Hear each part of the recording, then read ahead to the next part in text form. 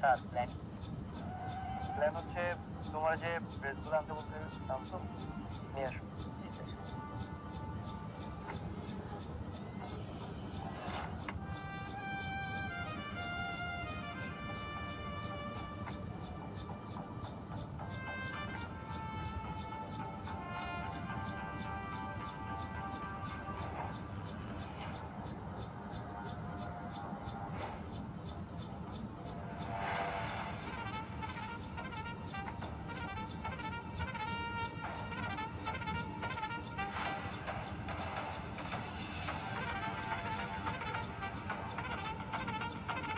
কি ব্যাপার, তোমরা এভাবে সেলুট দিতেছো কেন?